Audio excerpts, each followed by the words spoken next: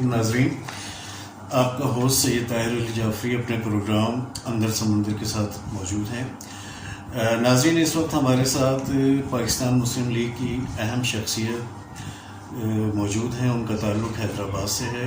1993 سے 1997 تک آپ مسلم لیگ نون کی طرف سے ممبر قومی اسمبلی رہے۔ حیدرآباد کے عوام اور پاکستان مسلم لیگ کے لیے آپ کی بڑی خدمات ہیں۔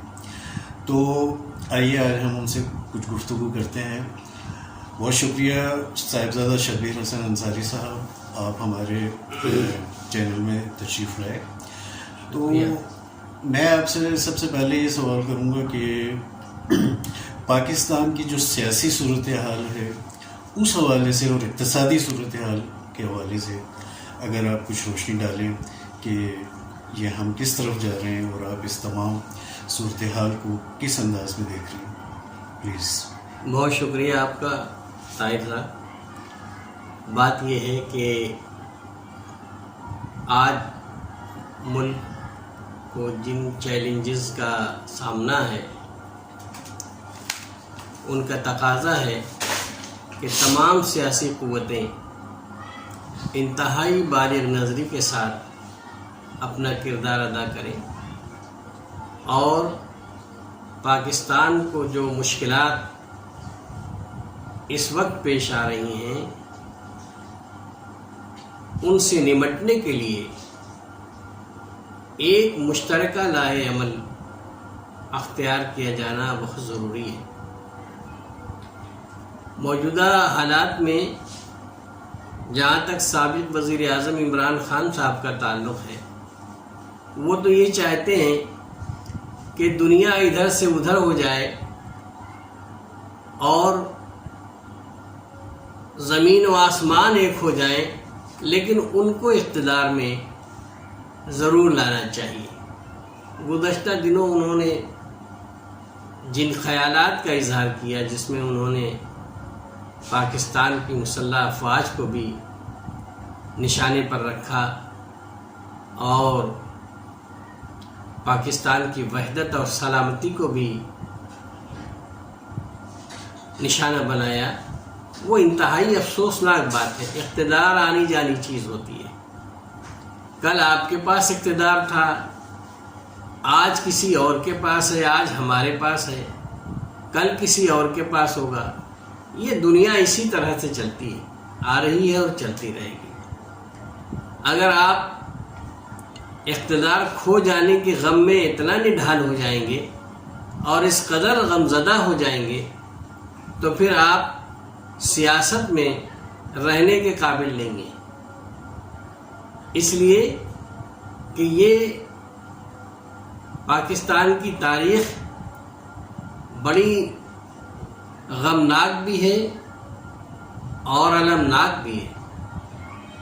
یہاں اکثر عوام کے خواجہ ناظم الدین سے لے کر اور آج تک اکثر حکومتوں کو بغیر کسی وجہ کے نواز شریف صاحب کی حکومت کو 3 دفعہ ہٹایا گیا۔ سب سے پہلے جو جمہوریت پر شب خون مارا گیا وہ خواجہ ناظم الدین صاحب جو وزیر اعظم پاکستان سے، ان کی حکومت کو سکندر مرزا نے ختم کیا۔ یہ سلسلہ چلتا رہے گا، لیکن ہمیں اتنا زیادہ ان چیزوں کو جو ہے وہ اپنے سر پر مسلط نہیں کرنا چاہیے۔ اقتدار اللہ کی طرف سے ہے اور اللہ جس کو چاہتا ہے دیتا ہے۔ جی بالکل، آپ نے ٹھیک فرمایا۔ تو تھوڑا سا اقتصادی صورتحال کے حوالے سے اگر آپ تھوڑا سا۔ ہاں، جہاں تک اقتصادی صورتحال کا تعلق ہے، دیکھیے 3.5 سال تک عمران خان صاحب کی پی ٹی آئی کی حکومت رہی اور جس طرح سے انہوں نے ابھی کہا کہ ہمارے پاس انتظام نہیں تھا اس لیے ہمارا دھرنا ناکام ہو گیا، اسی طرح سے وہ کہتے رہے کہ ہمارے پاس باصلاحیت لوگ نہیں تھے اور ہمارے پاس تجربہ نہیں تھا، ہم حکومت چلانے کا طریقہ نہیں جانتے تھے، جس کی وجہ سے ہمیں یہ نقصان ہوا. لیکن حقیقت یہ ہے کہ سب نااہل لوگ تھے اور انہوں نے اس ملک کو تباہ و برباد کر دیا. کوئی ایک نقطہ بھی عمران خان کے پاس نہیں ہے کہ وہ یہ بتائے کہ میں نے قوم کی 3.5 سال میں یہ خدمت کی ہے، ملک کی یہ خدمت کی ہے اور پاکستان کا یہاں پر وقار بلند کیا ہے، غریب عوام کو میں نے یہ مدد کی. کوئی چیز اس کے پاس سوائے وہ ایک چٹھی لہراتے بالآخر آج اللہ کے فضل و کرم تو وہ چٹھی بھی دفن ہو گئی ہے. اب تو کسی طرح جہاں تک پیٹرول کا تعلق ہے، مہنگائی، اس میں کوئی دو رائے نہیں ہے کہ مہنگائی کی چکی میں عوام پسے ہوئے ہیں اور پستے ہی چلے جا رہے ہیں. نہیں معلوم کہ یہ سلسلہ رکے گا بھی کہ نہیں رکے گا. جہاں تک وزیر اعظم شہباز شریف صاحب کا تعلق ہے، ان کی پوری کوشش ہے، ان کی جو کابینہ ہے وہ انتہائی لائق فائق وزراء پر مشتمل ہے. وہ کوشش کریں گے کہ کسی طرح سے اس مہنگائی کو جو عوام کے لیے تباہ کن ہے اس کو نیچے لایا جائے.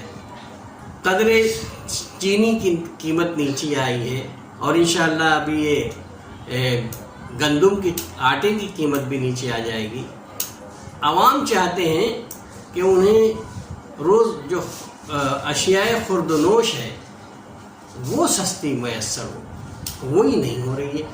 تو میں یہ کہتا ہوں کہ اگر روس سے پٹرول خریدنے میں کوئی دقت ہے، کوئی پریشانی ہے، تو حکومت کو چاہیے کہ اس سلسلے میں ایسے اقدامات کرے کہ اس کو مینیج کرے.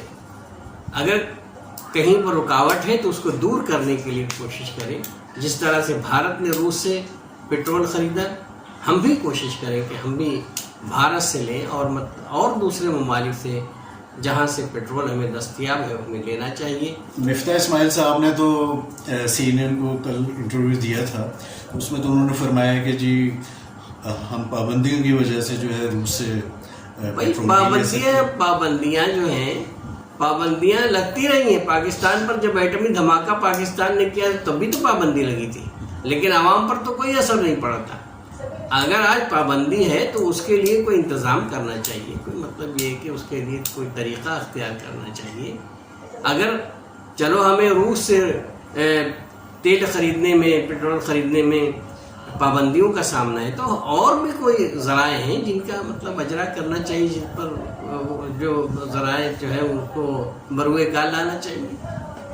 قابل تجدید توانائی جو ہے اس کی طرف چلے جائیں، جو کہ انہوں نے ابھی پروگرام بھی بنایا ہے 2030 تک کا ان کا ارادہ ہے کہ جی اس پہ کنورٹ کریں گے اپنے آپ کو. بہرحال ایک سوال بڑا اہم ہے، اکثر مجھے یہ بات سننے کو ملتی ہے جب میں پنجاب کی رہنما مسلم لیگی رہنماؤں سے ملاقات کرتا ہوں یا وزراء سے کبھی میری بات چیت کا اتفاق ہوتا ہے، تو وہ اکثر یہ کہتے سنتا ہوں میں کہ جی سندھ کے اندر چونکہ ہمیں سیٹیں مل ہی نہیں سکتی مسلم لیگ کو، ہمیں سے مراد ہے مسلم لیگ نون کو، تو وہاں کام کرنے کا کیا فائدہ ہے؟ اس حوالے سے آپ کیا فرمائیں گے؟ دیکھیے بات یہ ہے کہ یہ جو ہمارے پاکستان مسلم لیگ نون کے رہنما ہیں بڑے بڑے، کوئی کہتا ہے کہ میں 7 دفعہ MNA بنا، کوئی کہتا ہے میں 6 دفعہ وزیر بنا، کوئی کہتا ہے میں 8 دفعہ وزیر بنا. یہ تسلیم ہے، لیکن بات یہ ہے کہ یہاں تو نواز شریف صاحب کا نام چل رہا ہے نا. یہ سب کے سب جو ہیں یہ نواز شریف کے نام پر اور ان کے سر پر منتخب ہو کر آتے ہیں، اور جو نواز شریف کے نام کو چھوڑ دے وہ پھر چودھری نثار علی ہو جاتا ہے. تو بس دیکھیے نا. اچھا ہماری مشکل یہ ہے کہ ہم تو سندھ کے اندر نواز شریف کا نام لے کر ہار رہے ہیں، الیکشن ہارتے چلے آئے ہیں. اب وہاں پر جو ہے وہ الطاف حسین صاحب کا نام چلتا تھا، ان کے نام سے لوگ ووٹ لیتے تھے. یعنی گدھا گاڑی چلانے والا بھی قومی اسمبلی ممبر بنا ہے، وہاں پر یعنی گنے کا رس نکالنے والا بھی جو ہے وہ MNA بنا ہے. تو بات یہ ہے کہ یہ ملک جو ہے، اس ملک میں جماعتوں کی سیاست نہیں ہے، اس ملک میں لیڈرشپ کی سیاست ہے۔ اگر پیپلز پارٹی کے ساتھ ذوالفقار علی بھٹو کا نام لگا ہوا ہے تو وہ کامیاب ہے، اگر پاکستان مسلم لیگ نون کے ساتھ نواز شریف کا نام لگا ہوا ہے تو پھر وہ کامیاب ہے، اگر MQM کے ساتھ الطاف حسین کا نام لگا ہوا ہے تو بھی کامیاب ہے۔ اسی طرح سے یہ ملک لیڈرشپ کے بھارت میں، ہمارے جو پڑوس میں ہے، بھارت میں یہ بات نہیں ہے، بھارت میں جمہوری سسٹم ہے، جماعتیں کامیاب ہوتی ہیں اور عوام جماعتوں کو ووٹ دیتے، لیڈروں کو ووٹ نہیں دیتے۔ وہاں پر کوئی لیڈر ایسا نہیں ہے جس کے نام پر لوگ ووٹ حاصل کرتے ہیں، جماعتوں کے نام پر اور جماعتوں کے جو پارٹیوں کا جو دستور ہوتا ہے اس کے مطابق لوگ ووٹ دیتے ہیں۔ لیکن پاکستان جو ہے یہ شخصیات کا، یہاں پر شخصیات کی سیاست ہے اور عوام شخصیات کو ووٹ دیتے ہیں، لیڈرشپ کو ووٹ دیتے ہیں، پارٹیوں کو نہیں ووٹ دیتے۔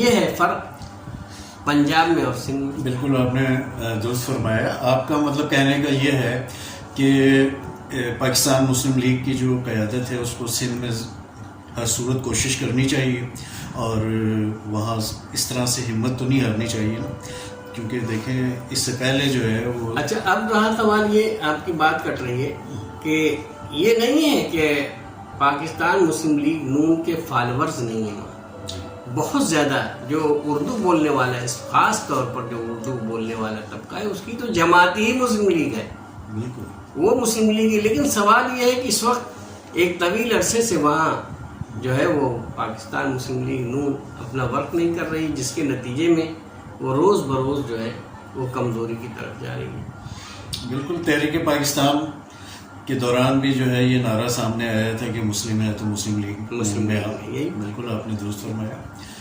تو اس کے ساتھ ہی ناظرین ہمیں اجازت دیجیے، انشاءاللہ تعالی نیکسٹ پروگرام میں آپ کے ساتھ جلد ملاقات ہوگی۔ ہم اپنے چینل میں آمد پر صاحبزادہ شبیر حسن انصاری کا ایک دفعہ پھر شکریہ ادا کرتے ہیں۔ بہت شکریہ شبیر صاحب، بڑی مہربانی، السلام علیکم۔